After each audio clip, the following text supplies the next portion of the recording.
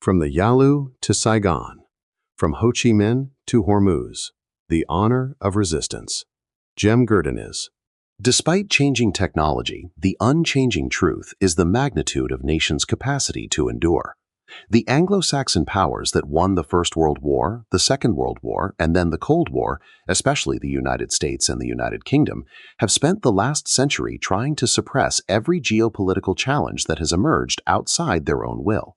From communism to nationalistic independence movements, and from Korea to China and Iran, different actors have faced this pressure. Korea, Vietnam, and today Iran have stood out as examples of a will to resist this hegemonic order, which appears far more powerful than they are. What these countries have in common is that they see war not merely as a contest of military power, but as a struggle involving time, geography, social resilience, and the generation of costs. In many respects, the resilience Iran displays today is the contemporary continuation of the long-running anti-hegemonic struggles waged in Korea and Vietnam. Although their duration, casualties, and outcomes are not exactly alike, the Korean and Vietnam Wars and the 107-day Iran-US-Israel War contain similarities in terms of the honor and therefore the culture of resistance. When Iran's current culture and strategy of resistance are read alongside the Korean and Vietnam Wars, they reveal the same historical truth. The hegemonic power views war through the framework of financial capacity, technology, firepower, especially precision-guided munitions, air superiority, economic pressure, and logistical capabilities. The resisting side, by contrast, approaches war through the framework of time, space, society, ideology, faith, will, and the production of costs for the adversary. Throughout military history, great powers have often encircled and controlled the battle space. They have possessed air superiority, more ships, more aircraft, and more money. Yet, what has often determined the outcome of wars has not been the quantity of weapons possessed, but whether they could break the other side's will to resist. Henry Kissinger's famous observation in his article The Vietnam Negotiations, published in Foreign Affairs in January 1969, summarizes this reality. The guerrilla wins if he does not lose. The conventional army loses if it does not win. In his work on war, Clausewitz emphasizes that the purpose of war is not to destroy the enemy army, but to break the enemy's will to resist. For this reason, it does not matter how many tanks, aircraft, or ships are destroyed. What truly matters is which side can preserve its determination to continue the war for longer. Clausewitz's approach, which can be summarized as war is a clash of wills, forms the theoretical foundation of the culture of resistance stretching from Saigon to Hormuz. For this reason, Korea, Vietnam, and today's Iran can be seen as links in the same historical chain, emerging in different periods. In each case, one of the opposing sides is the greatest military and economic power of its era. The other side is militarily weaker and economically more fragile, yet it possesses stronger political will. The first example of resistance, Korea. The People's Republic of China, founded in 1949, was an extremely poor state, emerging from wars and technologically backward. By contrast, the United States was the undisputed victor of the Second World War, a nuclear-armed superpower with the world's largest industrial capacity. The United States could not remain indifferent when Communist North Korea attacked the South on June 25, 1950. After all, the proclamation of China as a Communist People's Republic under Mao's leadership in 1949 had been a major loss for the United States. Washington had failed to prevent one of the greatest civilizational basins in human history from rising again outside its sphere of influence. China, then poor, devastated, and emerging from civil wars, would one day become the world's manufacturing center, the greatest industrial power, and America's principal strategic rival on the Pacific Rim, challenging U.S. hegemony. George Kennan, the architect of the containment of the USSR, and American strategists of the period, understood the long-term meaning of this better than anyone. For this reason, the founding of the People's Republic of China was not merely a regime change from Washington's perspective, it was a historic geopolitical rupture that altered the global balance of power. Indeed, during the Cold War, this event, remembered as the loss of China, became engraved in memory as one of the greatest strategic shocks faced by American geopolitics, after Pearl Harbor. Therefore, North Korea's advance southward, and the possibility that communism would reach the Pacific Ocean in another country after China, was unacceptable. When American forces occupied Pyongyang, China crossed the Yalu River on the same day and launched a counteroffensive.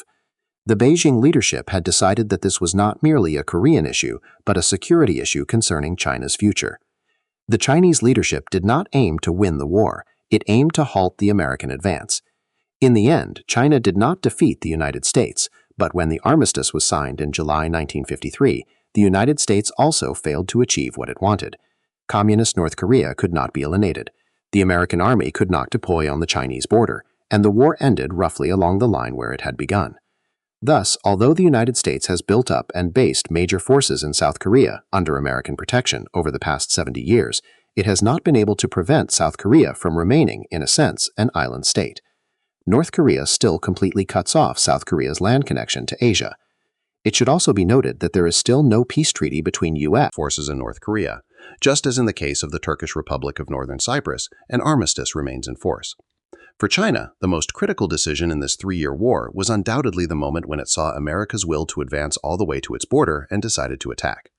China decided to enter the war that day, despite America's overwhelming superiority.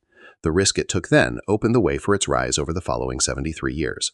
The fundamental lesson Korea offers Iran today is that it is enough to prevent a great power from achieving its strategic objectives rather than trying to defeat it outright. Vietnam. The war won not on the front, but in Washington. On the other hand, the struggle Iran faces today resembles Vietnam between 1962 and 1973 more than it resembles Korea. In the Vietnam War, Hanoi's objective was not to destroy the American army. It did not have such a capability in any case. North Vietnam could not be compared with the United States economically, technologically, militarily, or politically.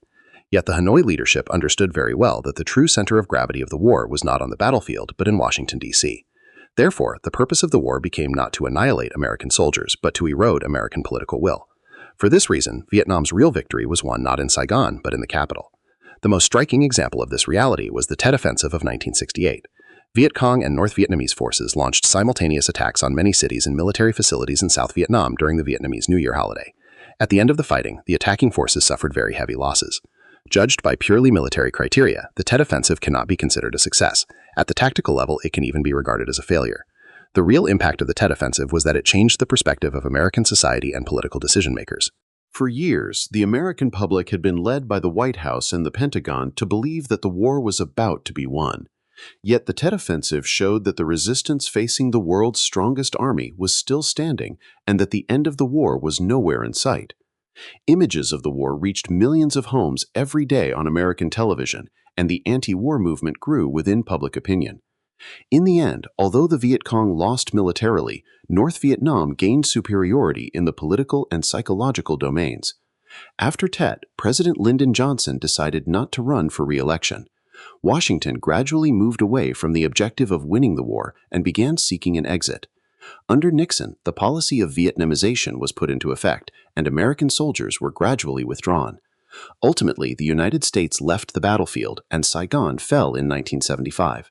Thus, the outcome of the war was determined not by tactical battles at the front, but by the exhaustion of political will. For this reason, Vietnam's greatest success was not defeating the American army on the battlefield, but breaking the American states and society's determination and will to continue the war. The element of political will that Clausewitz placed at the center of war played a far more decisive role in Vietnam than tanks, aircraft, and bombs. On the other hand, the most important factor to keep in mind is that the United States at the time of the 1968 Tet Offensive was very different from today's United States. In those years, the United States was a superpower producing roughly half of the world's manufacturing output, controlling more than a quarter of the world economy, holding the dollar's undisputed dominance, and carrying a debt burden that was 1/120th of today's level, around $350 billion. This is precisely why Vietnam's historical achievement is even more remarkable. The Hanoi leadership managed to erode and eventually break the will of the most powerful state of that era to continue the war, the Hanoi of Hormuz, Iran's strategic framework. Today, the strategic approach Iran is implementing is, in essence, no different from the model Vietnam used. Iran is not trying to defeat the U.S. Navy in a decisive battle on the open sea or in the air, nor is it aiming to militarily eliminate Israel. Instead, it is carrying the war into the Strait of Hormuz, American bases in the Gulf, military targets in Israel, energy terminals, tanker insurance markets, oil prices, air defense stockpiles, global supply chains, and ultimately the comfort zone and patience threshold of the American public. Because in modern wars, the decisive factor is not always the number of platforms destroyed. If gasoline that cost $2.95 per gallon on February 28 rises to $4.95 after 100 days, that may produce far greater political consequences for the American public than a downed warplane. Iran's objective is not to sink the American Navy, but to prevent the Gulf from remaining a secure American lake. Indeed, most GCC member states pay the price of every attack on Iran through the exposure of their own energy infrastructure, economic facilities, and American bases on their territory to missile and UCAV threats. This not only erodes confidence in U.S. security guarantees, it also increases public backlash worldwide and inside the United States against an American administration perceived as acting under Israel's influence. In addition, the fact that the Strait of Hormuz effectively lies within Iran's area of control gives Iran an extremely important strategic trump card. Even if Iran does not fully close the strait, it can use the threat of opening and closing it almost like a nuclear deterrence instrument. This is because Hormuz can be brought under lasting control only if Iran is occupied through a large-scale ground operation. The political, military, and economic cost of such an operation would be extremely high. The effects of closing the strait would not remain limited to the region. Through energy prices, they would directly affect the world's population of 8 billion. For this reason, the resulting global pressure would not be a burden Washington could carry for long. Just as Vietnam sought to exhaust American will not by destroying the American army, but especially through the draft after major American casualties, Iran today is trying to erode American strategic will through economic losses. Therefore, Iran's model is not a war strategy seeking military victory in the classical sense. The core objective is to break the other side's will to continue the war by continuously raising its political, economic, and socio-psychological costs. History is full of examples in which hegemonic powers were forced to withdraw not because of defeat on the battlefield, but because their political will was worn down in the face of mounting costs. From tunnels to granite missile cities. What tunnels, forests, popular support, propaganda, and patience were for Vietnam, underground missile cities, command centers inside granite mountains, UCAV swarms, ballistic and hypersonic missiles, proxy force networks, and the geography of Hormuz are for Iran. Yet most importantly, its people have continued to support the state despite decades of sanctions and blockades. One of the symbols of the Vietnam War was the Cu Chi tunnels. The Americans dominated the skies, but an invisible war was being fought underground. The Cu Chi tunnels were among the most striking examples of asymmetric warfare developed by the weaker side against the stronger side. This underground network around Saigon, extending up to 250 kilometers, was almost a city built beneath the earth, with command centers, ammunition depots, hospitals, and shelter areas. Despite America's overwhelming air and firepower superiority, the Viet Cong survived, maneuvered, and preserved their fighting capability through these tunnels. A similar situation has been observed today in the tunnel networks built by Hamas in Gaza. Despite Israel's absolute air superiority, precision-guided munitions, and advanced intelligence systems, underground tunnels were able to sustain the organization's command and control, logistical, and fighting capacity for a long period. Both examples reveal an important truth of modern warfare. Technological superiority is not always enough to eliminate the enemy's will and capacity to resist. Sometimes the fate of war is determined not by aircraft in the sky, but by tunnels beneath the ground. Today, Iran has similarly built a second battlefield underground. Missile production facilities, depots, command centers, and logistical networks have largely been moved underground. For this reason, the concept of underground warfare developed by Iran is extremely important for the wars of the future. The limits of bombardment. In the 107-day war against Iran, the United States and Israel struck 13,000 targets with combat aircraft and missiles. Iran's air and naval forces were destroyed. Yet Iran did not surrender. Aerial bombardment can burn cities, collapse infrastructure, intimidate civilians, and create enormous destruction. But on its own, it is often not enough to force political will into submission. During the Second World War, Göring's blitz against London could not break British will, even though 12 tons of bombs were dropped per square kilometer. In turn, at the end of the war, the British, almost as if taking revenge for the blitz, dropped 600 tons of bombs per square kilometer on Dresden and completely destroyed the city. Even that bombardment did not by itself bring surrender. In the summer of 1945, Tokyo was burned by American bombers, with 41 tons of American bombs dropped per square kilometer. Yet Japan's surrender occurred only in the strategic shock environment created by the Soviet entry into the war and the atomic bombs. In 1998, the 78-day unlawful NATO bombardment in Kosovo and Belgrade produced results only when combined with the threat of a ground operation, diplomatic pressure, and Russia's position. Serbia surrendered. In other words, the number and tonnage of bombs do not determine the outcome. War can be won only when bombardment is combined with a political objective, the pressure of occupation, diplomacy, and an overall strategy capable of breaking the other side's will. Otherwise, tons of bombs produce only cities turned into ruins and wills that remain unbroken. The United States dropped more bombs on Vietnam than it dropped on Germany during the Second World War. Between 1962 and 1973, American warplanes dropped approximately 7.6 million tons of munitions on Vietnam, Laos, and Cambodia. This figure is more than 3 times the approximately 2.15 million tons of American bomb tonnage used on all fronts of the Second World War. Despite this, Hanoi did not surrender. Today, too, the air superiority, satellite systems, precision-guided munitions, and AI-supported targeting networks possessed by Israel in the United States may not by themselves produce a political result. As seen in Iraq, Afghanistan, Lebanon, and Yemen, technology often fails to eliminate a culture of resistance, expanding the war, increasing the cost, not the front. There are also striking similarities between Vietnam and Iran in terms of the spread of war. The Vietnam War spread to Laos and Cambodia. One of the most important elements behind Vietnam's success was the massive logistical network that connected North Vietnam to Viet Cong forces in South Vietnam and entered history as the Ho Chi Minh Trail. Extending through Laos and Cambodia, this route was not merely a road. It consisted of thousands of kilometers of paths, supply points, depots, fuel pipelines, and concealed transportation networks. Throughout the war, the United States dropped millions of tons of bombs in an effort to cut this route, but it never achieved a lasting result. Ultimately, the Ho Chi Minh Trail became the symbol of North Vietnam's will to continue the war and its logistical resilience. The main reason the Vietnam War spread into Laos and Cambodia was the need to protect and operate this route.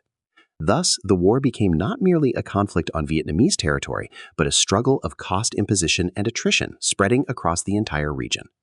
Today, the broad sphere of influence Iran is trying to establish through the Strait of Hormuz, Iraq, Syria, Lebanon, and Yemen rests to a certain extent on the same logic. It aims to move the war away from the front and create a multi-layered strategic depth that raises the adversary's costs. Iran's maritime transportation routes with Russia in the Caspian Sea should also be considered within this framework. Just as decades ago in distant Asia, the front was not limited to Vietnam and the war had spread across the entire region, Iran similarly does not see the conflict as confined to its own territory. Iraq, Syria, Lebanon, Yemen, the Strait of Hormuz, the 5 GCC member states, and the American bases located in those states, energy terminals, maritime trade routes, and even the Greek Cypriot administration of southern Cyprus, which has become part of the energy equation in the eastern Mediterranean, are among the indirect extensions of the war. In reality, this is not front expansion in the classical sense. It is touching the nerve endings of the United States and Israel, that is, of the hegemon. Vietnam waged a psychological war stretching from the rice fields to Washington. Iran, by contrast, is trying to build an economic and geopolitical pressure mechanism extending from Hormuz to the eastern Mediterranean, from the energy exports of the Gulf monarchies to global maritime trade, and from energy markets to Wall Street. The aim is not to open new fronts, but to continuously raise the cost of war for the United States, Israel, the Gulf countries, and their economic partners. The sociology of resistance. In the analysis of Vietnam and Iran, a socio-cultural similarity is also noteworthy. In Vietnam, rather than communist ideology alone, the resilience of peasant society, anti-imperialist nationalism, a culture of sacrifice, and the ideal of national independence were the foundations of the war. In Iran, the memory of Shiite resistance, the prestige that martyrdom brings to a person and his family in Shiite sociology, the sacred defense culture left by the Iran-Iraq War, the experience of living under embargoes and sanctions, and a developed reflex of national honor against foreign intervention perform the same function. The most important point here is that the regime and the state are not always the same thing. In Vietnam, North Vietnamese and Viet Cong fighters were prepared to die and fight rather than surrender. What kept them standing was not so much romantic loyalty to communism as a culture of resistance developed against centuries of foreign domination and humiliation, Chinese, Japanese, French, and American occupations. For this reason, the Hanoi leadership was able to present the war not so much as an ideological struggle, but as a war of national liberation and independence. In the end, American bombardments struck cities, destroyed bridges, and rained down millions of tons of bombs, but they could not break Vietnamese society's will to live independently. In Iran, too, a significant part of society has been able to show a common reflex against foreign intervention while continuing its criticisms of the government. The Iranian people had seen that all Muslim countries attacked by the United States after 1990 were fragmented, divided by civil war, and reduced to pariah status as failed states. In societies that resist, the reflex of standing against the humiliation of the homeland, which emerges independently of the regime, often turns into a more important strategic asset than technology and firepower. Conclusion: in the end, Korea, Vietnam, and Iran are three links in the same historical chain. Korea drew the first strategic limit on American hegemony, which had won the Second World War and rested on a nuclear monopoly. Behind it stood Chinese logistical support and Chinese blood. Vietnam showed that the political will of the world's most powerful military machine could be broken. Behind it stood logistical support from both the USSR and China. Iran challenged the unipolar world order that emerged after the Cold War. Like Vietnam, Iran eroded the adversary's will to continue the war. It did not merely increase the cost of the war for the United States and Israel, it distributed that cost to the whole world. It inflicted severe damage on U.S. allies. It came to the fore as the state that defended the Palestinians and Lebanese killed in Israel's genocide, and that paid a price together with its nation for this cause. In this way, it won the sympathy of the world. Most importantly, in the Shiite or Sunni Muslim world, it became the only country able to challenge Israel not in word, but in deed. The Korean War and the Vietnam War showed that a militarily much weaker state can achieve strategic success by denying a superior power absolute victory. Similarly, rather than retreating in the face of the United States and Israel, Iran used the power of its geography together with asymmetric armament and an effects-based strategy, and by the end of 107 days succeeded in bringing the United States to the diplomatic table. If Iran can continue to demonstrate long-term resistance from now on, and if it can preserve its ability to inflict damage on Israel under all circumstances, it may secure its status for the coming decades. North Korea did the same. By continuously arming itself and even establishing nuclear deterrence, it reached a position after 1953 in which no one dared to attack it. For Iran, the objective after 60 days should be to adopt an active deterrence model following a lasting peace agreement. Only in this way can Israel be deterred. On the other hand, the Iranian example showed that what matters is not military victory, but strategic patience. The objective is not to destroy the enemy, but to prevent it from winning. Hegemony may have won 2 world wars. At the end of the Cold War, it may have declared the arrival of the end of history. Yet it was stopped in Korea, and its political will was broken in Vietnam. Today, Iran is sustaining the same challenge in a new battle space shaped by seas, straits, energy lines, UCAVs, ballistic missiles, underground cities, and the doctrine of anti-access area denial. Despite changing technology, the unchanging truth is the magnitude of nations' capacity to endure.